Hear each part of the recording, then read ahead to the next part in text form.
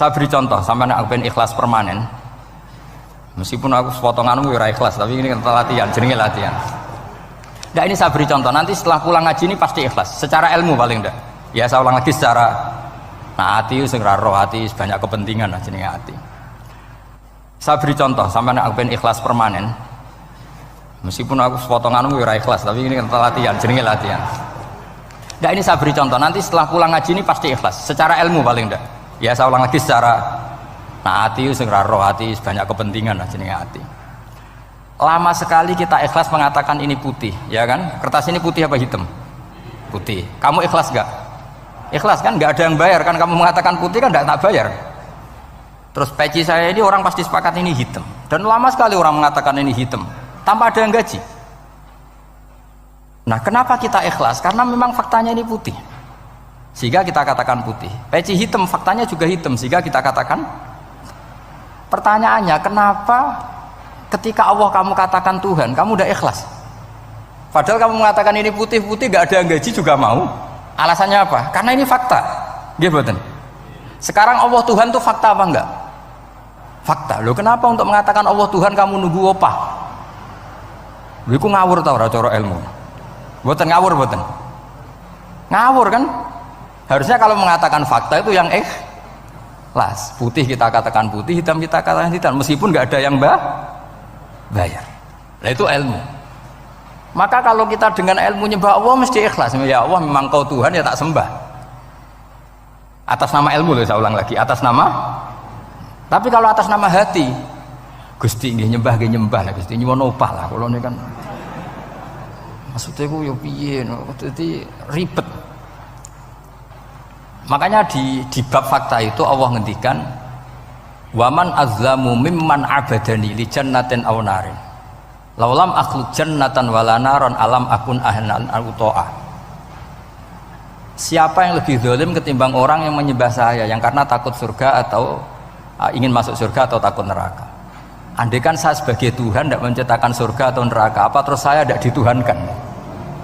Umpama pangeran ragai swarga neraka itu tetap pangeran tora, tetap pangeran kan?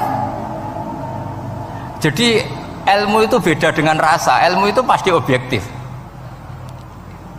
Nah dulu saya ulang lagi, orang kafir itu dijak begitu itu mau, sehingga ketika mereka Islam hari pertama saat itu juga langsung ikhlas karena logikanya permanen. Saya beri contoh, orang kafir itu kan pernah nganggap fungsi Lata, Uzza, Hubal, Manat itu setingkat sama Allah. Padahal mereka adalah oleh mereka dianggap syarik, dianggap setara, dianggap mitra, dianggap sederajat dengan Allah. Sehingga mereka diceritakan Allah balhum qaumu ya'dilun, mereka komunitas kaum yang menyamakan selain Allah dengan Allah. Padahal gak mungkin kan, selain Allah setara dengan Allah kan gak mungkin. Wiku dulu lan nerangno kangelane sak boleh. Cara gurune kuwi. Iki gurune Kanjeng Nabi Muhammad sallallahu alaihi wasallam. Iku nerangkan sekali itu orang kafir paham semua dan semuanya masuk Islam. Itu hebatnya bayinah hatta ta'tiyahumul bayinah. Nabi cara nerangkan diajari Allah begini. Misalnya saya kerja keras, kemudian beli Innova. Ya atau adol warisan beli Innova. Kemungkinannya kan kerja keras atau warisan. Utawa ngerayu mertua kelar tuku Innova, kemungkinan itu sing rodok dake itu jalur pintas ngerayu mertua lewat bojone maksudnya, semacam-macam lah. Apapun itu ciri khas pemilik itu nggak ingin orang lain itu setara dengan dia. Kue kerja keras nabung puluhan tahun beli Innova, kemudian teman kamu udah ikut beli, cara menguasai Innova itu sama dengan kamu. Nak nyiler atau pamit atau bensin ini sok enak ide. Kue mangkel gak kira-kira? Kamu punya rumah, sono wong mlebu slonang-slonong kayak pemilik, kamu mangkel tak? Mangkel. Nah, Allah cara membuat tamsil itu ya begitu. Halakum mimma malakat aimanukum min syuraka'a fi ma razaqnakum fa antum fihi sawa takhafunahum ka khifatikum anfusakum. Coba kalau kamu punya barang, kata Allah, kamu punya barang, punya sesuatu dan itu milik kamu karena kamu yang beli. Kemudian ada orang lain yang cara memilikinya sama dengan kamu. Mau enggak kamu seperti itu? Ya tidak mau Muhammad, ini milik saya kok ada orang lain yang merasa setara dengan saya, tidak mau saya. Kalau orang lain mau pinjem ya harus ngemis-ngemis lah, harus dodok-dodok. Ya seperti itu Allah itu bumi itu yang menciptakan Allah sendiri. Kemudian kamu menyertakan orang yang tidak ikut menciptakan setara dengan Allah. Ini apa-apaan?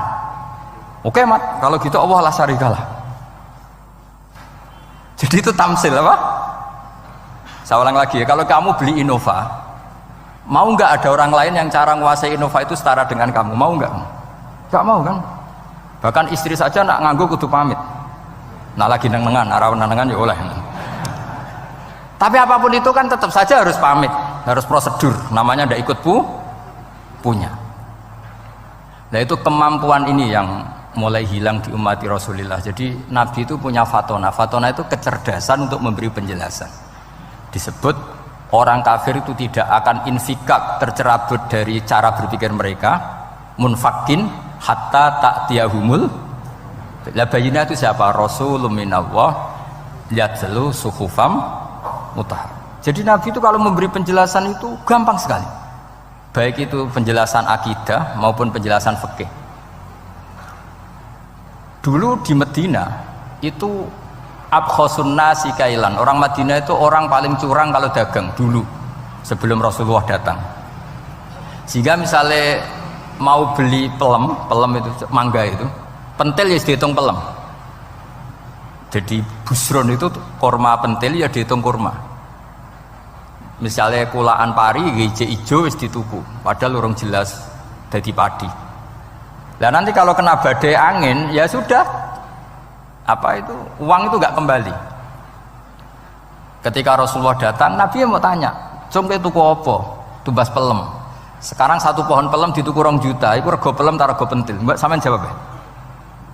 Pentil kan gak ono regane, sak meneh gitu. Ndak ketika dibayar 2 juta itu rego pentil apa rego pelem? Pentil lho mboten.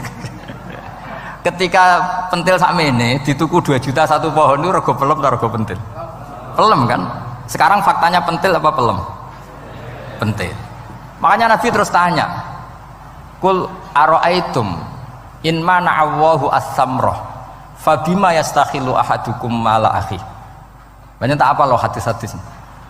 Andai kan nanti pentil ini kena angin, kemudian 2 juta itu bayari apa coba? Diarani bayari pelem rantuk pelem, dibayari pentil kok regane 2 juta, wong dipangan yo ora kena.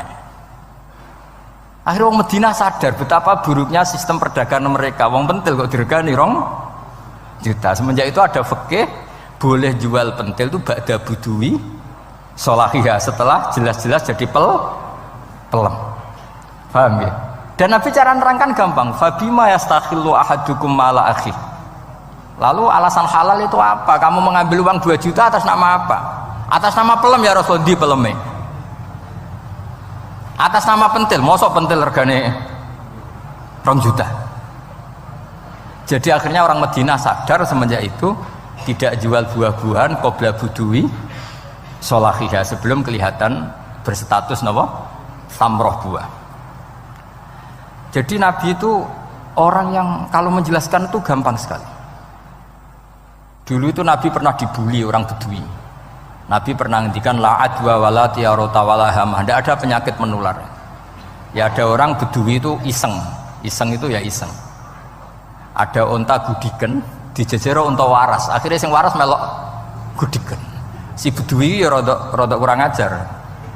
Rasulullah ditimbali, ya rada kacau ngene. Alhamdulillah gak wong kudus nih. Ya Rasulullah, katanya engkau tidak ada penyakit menular. Ini onta ini tidak gudikan, tak jejeri yang gudikan ikut gudikan. Terus Nabi banget pinter ya.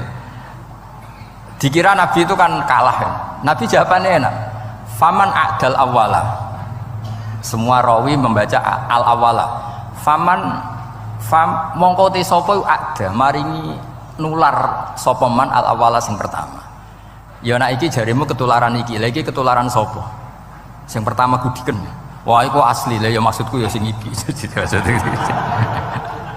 Jadi Nabi itu gak pernah kalah kalau argumentasi. Nah sekarang banyak umatnya Nabi tambah soleh itu tambah rapat iso mikir biasanya.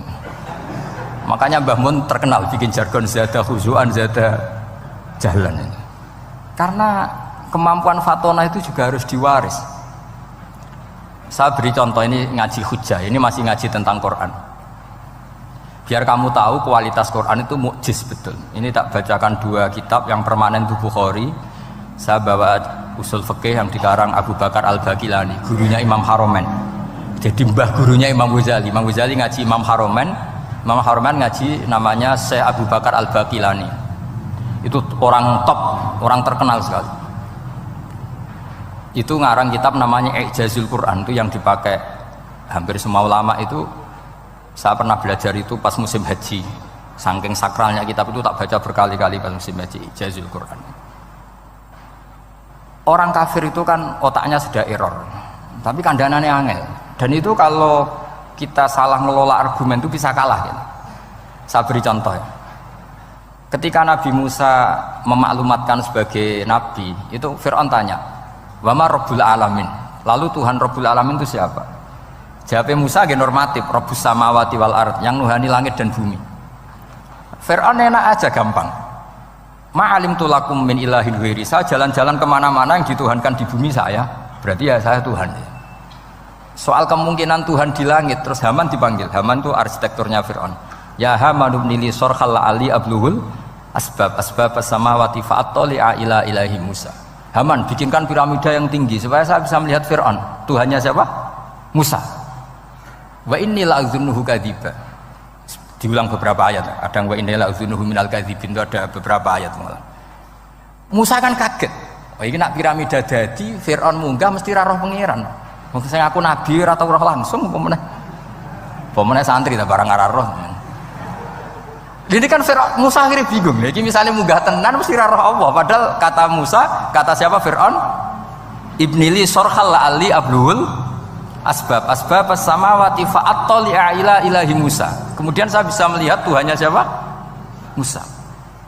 Wah jare Musa, wah prono iki nak munggah tenan tetep ora roh Allah, jare Allah gak ono. Wong Firaun wis kadung geblek.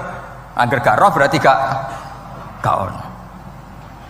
Apa yang dilakukan Nabi Musa? Beralih argumen. Saya ulang lagi, beralih argumen. Ya sudah, definisinya tidak seperti itu. Tuhan definisinya tak rubah. Rabbukum wa rabbu abaikumul awalin. Sing mengerani buyutem. Wah iku langsung sak majelis separuh itu iman. Wah iki nak Fir'aun pangeran, buyut-buyute ora ono pangeran. Karena pangerane datang terlambat. Ini aneh, pangeran dhisik buyute piye?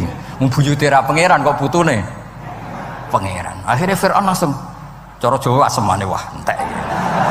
Nah, makanya kalau Syekh Nawawi ngendikan, kalau debat kok wis muring-muring wis ra ilmiah. Makanya terus Fir'aun la as'alannaka minal masjunin, tak penjara gue. Dia sudah ada ilmiah lagi.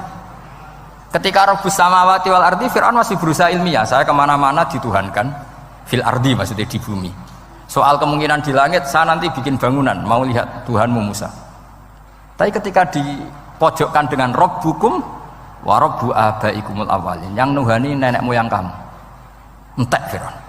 Waduh, aku di bapak di mbahku ora pangeran kok putune pangeran. Berarti mbahku tanpa apa? Pangeran. Wah ribet nih. Penjara Musa. Jadi emosi dia karena sudah nggak bisa debat. Jadi semua nabi itu ciri khasnya itu punya kemampuan argumentatif. Makanya nabi itu harus fatona, harus punya kecerdasan. Dan itu juga yang dilakukan Quran ketika nafyu uluhiyati ghairillah, ketika menafikan bahwa selain Allah itu pasti tidak Tuhan. Ya tadi, kalau Allah itu punya pesaing sebagai Tuhan, ya namanya Tuhan, reputasinya ya aruni madza khalaqu minal ardi am lahum syirkun fis samawat. Mungkin kalau orang-orang tajwid hanya nekuni fis samawati itu fis samawati itu kan urusan tajwid ya. Tapi kalau kita yang ahlul makna itu nekuninya kalau merasa Tuhan itu ya punya reputasi. Di antara reputasinya itu ikut menciptakan langit dan bumi. Nah dengan demikian namanya bayinah. Bayinah itu kebenaran yang ketok welo-welo. Sehingga orang kafir itu tidak bisa berbantah-bantahan lagi. Nah, ini disebut lam yakunil ladzina kafaru min ahlil kitab wal musyrikina munfakina hatta ta'tiyahumul bayinah. Bayinah itu siapa? Rasulun minallah yatlu suhufam mutahharah. Makanya orang kafir dulu itu matur nuwun tenan mbek Islam. Mergo qad ja'atkum bayyinatum mir rabbikum. Bayinah itu harus ada. Makanya kita sekarang harus sesering mungkin bikin bayina. Misalnya begini, saya ini kan kiai. Kiai itu kan untuk menunjukkan bahwa yang paling membahagiakan itu sholat. Ya tersiksa kita itu kita kalau tidak sholat, kita tidak sholat. Ono kiai kok tersiksa radhi duwe, itu rapati kiai. Mereka berarti orang dadekno sholat itu himmah. Nah caranya gimana? Kita latih. Kita latih, misalnya begini tak, sampean tak latih, nak sampean ora paham berarti ra kiai.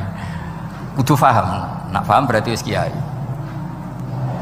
Suatu saat nanti kita di mahsyar itu kan perilaku kita disuting Allah, direkam, video kamu itu direkam. Pas direkam kowe muni duit untuk duit girang, untuk bojo girang, pokoknya untuk yang duniawi itu girang. Bareng bar salat biasa-biasa wae. Terus kita takoki pangeran. Jongke bar salat biasa wae, bareng-bareng untuk duit kok girang. Penting di duit mbek salat. Mau sini-sini wong, misalnya ketemu pangeran ngoten kan di sini-sini wong. Beda dengan Rasulullah. Rasulullah itu anggar radi sumpek nonton mloko ngator ngidul ngaron ngidul. Sampai ngendikan Arifna ya Bilal, tolong saya kasih istirahat ya Bilal. Ketika Bilal datang ngetuk pintu, ya Rasulullah as-sholat, Nabi terus sempurna karena mau ketemu kekasihnya. Makanya ngendikan wa qurratu aini fis sholat, sempurna. Jenenge apa sholat itu sempurna. Saya berkali-kali ngaji bilang karena kenangan terbaik kita ketika ning donya yo tahu sholat. Jadi nak disoteng pangeran sampeyan ketemu pangeran kan pantes. Ning donya tahu sholat, tahu sujud kan keren. Nah, hal-hal seperti ini itu harus dijelaskan. Sayyid Zainal Abidin itu nak sholat itu aslinya mau kepengen 2 rakaat, sholat sunat mau kepengen 2 rakaat. Tapi setelah sholat itu dia merasa ya Allah, matur nuwun jenengan kasih rezeki sholat, sehingga terus sholat lagi sebagai syukur diberi sholat 2 rakaat. Saking syukurnya sholat lagi itu gak tahu akhirnya setiap hari itu 1000 rakaat. Dan itu dilakukan dengan keasikan yang luar biasa. Karena terus isin, aku jagungan mbek konco sak jame betah, jagungan mbek apa 8 menit entuk 20 rakaat itu isin nah. Itu ya duwe isin maksudnya ya. Iki cerita wong duwe isin, nek sing mboten nggih monggo lah wong niki pilihan, niki cerita mawon. Sampeyan aja takok, lha Gus wae iso nglakoni itu ora, gak sopan takok kiai, paham. Ya cerita mawon. Tapi saya bisa bayangkan perasaannya orang-orang soleh. Wong nak duwe isin itu jagungan mbek kanca wae asik. Padahal kanca iki ra jelas prospeke, cara donya ya ora jelas, akhirat ya ora jelas. Lho iki jagungan mbek Allah kok kesusu, ini makhluk model apa kan? Hamba model apa? Lho Kanjeng Nabi itu sampean tak critani. Garwa paling disenengi Sayyidah Aisyah. Wayu perawan. Siddiqah gelare. Lha niku Sayyidah Aisyah saking kepingine dikumpuli Nabi niku nak Nabi salat malam niku turu ning ngarepe. Ya turu ning ngarep. Nabi ku mboten gaya kok sampeyan dinggon salat khusus mboten nggih salate nggih tenggene gen sarine. Masane kan kada kaji-kaji sugih ana ruang salat. Ana sajadahe, ana tasbih komedi. Gaya tok. Kalau bolak-balik dolan wong sugih-sugih. Monggo Gus nggon pesolatan. Wah iso ambu malaikat blas gak ono yakin. Gaya tok wis. Aku elek-elek yo gawa Quran mampu lah, ana malaikat ora mampu lah. Potongane wis 11. Nabi ku mboten nggih sederhana sing didamel qiyamul lail nggih sing teng kamare Sayyidah Aisyah niku. Niku Sayyidah Aisyah ku jarak tulu Malang. Lha niku yo ora dibeda mek Nabi nek mun kepengin salat nggih salat mawon. Nak pas kias qiyam niku pas berdiri Sayyidah Aisyah ndelojor. Jebule salate diterusno, pas Nabi badhe sujud, akhirnya kakinya ditekuk. Ngekeki ruang Nabi sujud. Akhirnya kenangannya Sayyidah Aisyah, akhirnya Nabi bilang ke saya, dari ini ata'abbadu li rabbi, aku keizin. Aku tak asik mbek pangeran. Fataraktu hawa ya li hawahu. Segelem ra gelem aku ngalahno kepenginku dikumpuli Nabi, mergo demi senenge Nabi mbek pangeran. Iso sampean niku tahajud ngenteni nenengan mbek bojo. Wong bojo elek kok ninggalo tahajud iki. Ah, amit tenan jelas. Dane ora bojone ayu malah ora tau napa? Tahajud. Wis musibah tenan iki, wis musibah. Nabi ku garwane ayu, Aisyah. Lho niku mboten pas teng Sauda, lho pas teng Aisyah. Lho niku sing nyekseni nak Kanjeng Nabi jumenteng nganti mlentoh niku Aisyah. Gak tau mikir kok Aisyah. Lho jajal ke bojo wayu, kok bergak tahajud. Pas rukun loh ya, nak rukun agak tunggalin. Pas rukun. Lagi agak tahu mikir, wong neng Sayyidah Aisyah pas rukun qiyamul lail nganti separomat qodamahu nganti melentok. Ketika dijawab, bukankah engkau sudah dimaafkan mata qodama min dzambika mata akhir? Jawab Nabi, afala akunu abdan syakur. Kayak apa? Karena tadi ketika Nabi sholat tuh asik. Siapa yang bisa menandingi keasikan seorang hamba dengan kekasihnya, yaitu Allah Ta'ala. Dan itu yang ditiru dzurriyyah-dzurriyyahnya kayak Sayyid Ali Zainal Abidin, kan sekali sholat itu asik. Makanya ada wali ditanya, kamu masuk surga, Gusti wonten sholat mboten teng swarga? Nak mboten sadok mboten usah jare. Nak kowe mlebu swarga seneng kan hore ora usah subuh kan. Mulane potongan ku angel mlebu swarga karena tadi kepen mlebu swarga ben bebas subuh, bebas Jumatan. Berarti selama ini kamu ngambut syariatku problem, napa? Masalah ya, berarti ngambut syariat itu masalah. Ning donya haram nyabu, sebayangno ning swarga ape napa? Nyabu. Mergo ana wa khamril ladzatil lisyaribin la fiya ghulu wa lahum anha yunsaf. Jadi orang-orang baik itu ukurannya itu, makanya saya bilang mungkin kita tidak ikhlas secara hati karena hati kita ya taqallab molak malik, tapi kita harus ikhlas secara ilmu ya, ikhlas secara apa? Ilmu. Yaitu tadi caranya saya ulang lagi ya, kamu mengatakan ini putih-putih kan tidak ada yang bayar kan, paham ya, karena ini fakta. Dan sekarang Allah jadi Tuhan itu fakta apa enggak? Fakta. Kenapa kamu mengatakan Allah Tuhan nunggu dibayar surga, itu memalukan apa enggak? Nah di bab ilmu kita harus ikhlas, meskipun hati kita sebagai manusia mungkin tidak ikhlas. Ini fatwa Imam Ghazali. Jadi ilmu itu segala-galanya, makanya disebut fa'lam annahu la ilaha illallah, bukan fas'ur. Fas'ur itu rasakan kalau Allah itu Tuhan, enggak, tapi fa'lam. Karena kalau rasa itu kan tawakal tok, orang mergawe ora di duit. Padahal pokoknya rasa itu kadang ya umat tawakal ya, kabeh ku pangeran, tapi kadang-kadang tawakal tok orang mergawe ya kere. Iya, ujug-ujug mending ngono. Padahal ya Islam, kadang ya tamatan madrasah ngomong ngono. Karena hati sing ngomong ngono iku hati, lesan kan hanya terjemahan, hanya penerjem. Tapi kalau ilmu enggak, ilmu tetap sadar. Enggak bisa sesuatu tanpa melibatkan Allah Subhanahu wa ta'ala. Terus kalau suwun niki ada napa? Makalah sing kula simpen napa? Akhirnya terus Jubair bin Mut'im niku masuk Islam karena logika yang dibangun oleh surat At-Tur ya, itu tidak meninggalkan logika yang selama ini dipakai, yaitu menuhankan Lata, Uzza, Hubal dan sebagainya. Terus Allah bertanya, yang kamu tuhankan itu apa reputasinya? Am khalaqus samawati wal ard, apa pernah menciptakan langit bumi? Seterusnya dan seterusnya. Akhirnya mereka sadar yang layak jadi Tuhan itu hanya Al-Khaliq sebagai pencipta. Yang tidak pencipta tidak usah jadi Tuhan. Makanya Iqra bismi rabbikal ladzi khalaq. Ya sama ya, Yuhannas u'budu rabbakum. Rabbakum siapa? Alladzi khalaqakum. Jadi syarat pertama jadi Tuhan itu satu, harus berstatus Al-Khaliq sebagai pencipta. Padahal kalau sebagai pencipta pasti selainnya itu nggak mungkin berstatus pencipta. Apalagi pencipta langit bumi, semuanya lahir di bumi. Nah ini faqamatil hujjah. Kemudian argumentasi Islam ini begitu kokoh, dan ketika kokoh itu tidak akan terkalahkan. Itu disebut bal naqdhifu bil haqqi 'alal batil fayadmaghuhu fa idza huwa zahid.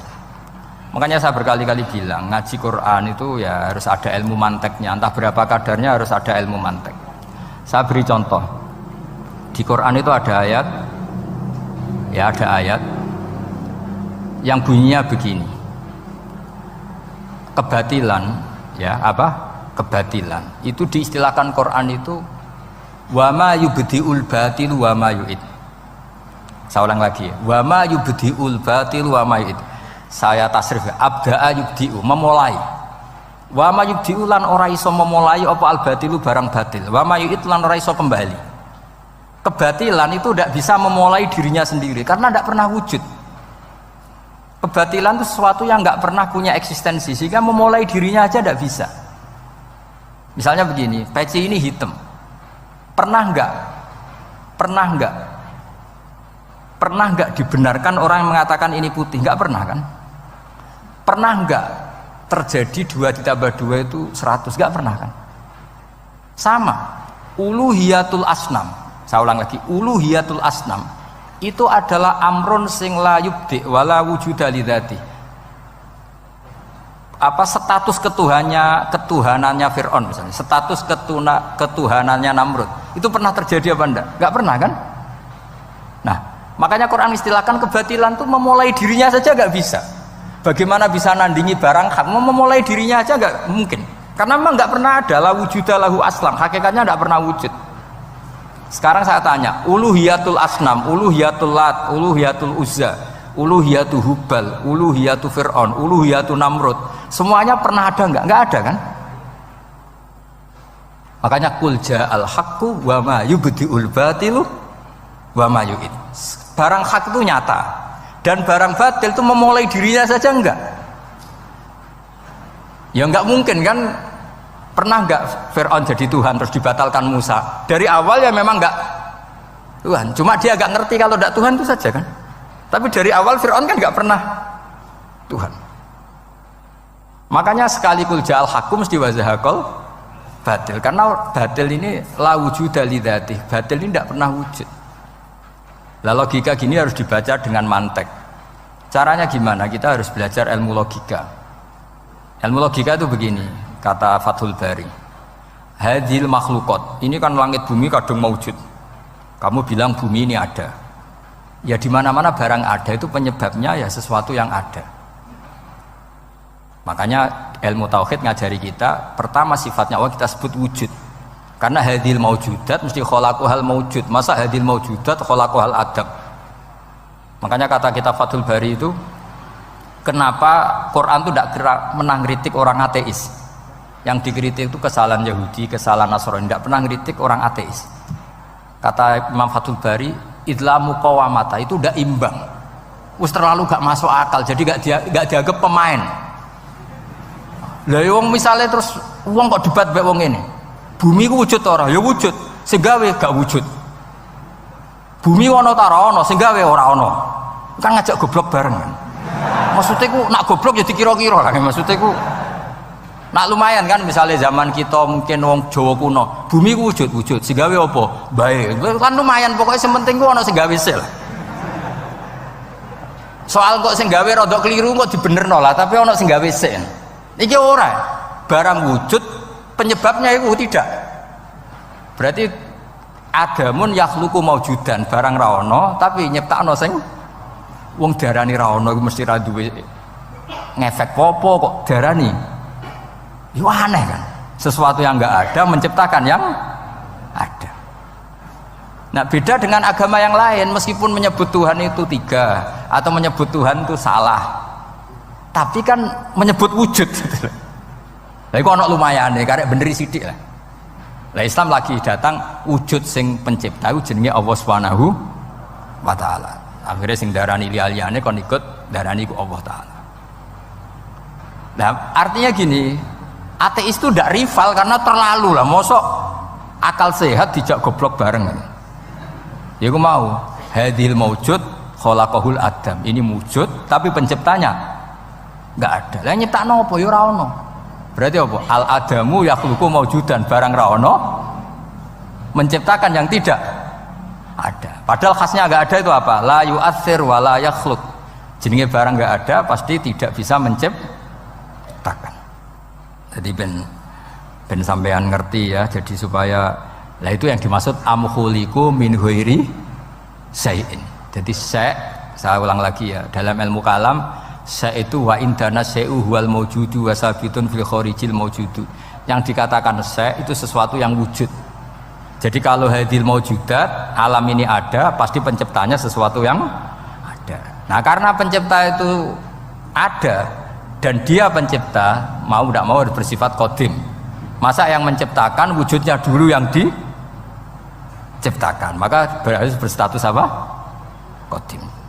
Ya dados kula suwun wae kula insyaallah tetap ngaos ulumul Quran saking kitab Bukhari.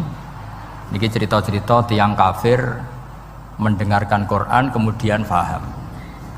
Makanya dalam Muqaddimah Majmu' yang dikarang sarah-sarah sekarang itu ada 6 doktor dari Al-Azhar ngarang kitab Sarah Majmu'. Karena dulu dikarang Imam Nawawi tapi hanya sampai bab riba. Terus diteruskan oleh 6 doktor dari Al-Azhar. Di antaranya ada penjelasan begini. Islam itu datang dengan hujjah. Wa hadhihi la yukawwinuha as-sayf wa innama tukawwinuha al-hujjatu wal barahin. Islam itu datang dengan argumentasi. Dan itu tidak bisa dipaksakan pakai pedang tapi pakai logika.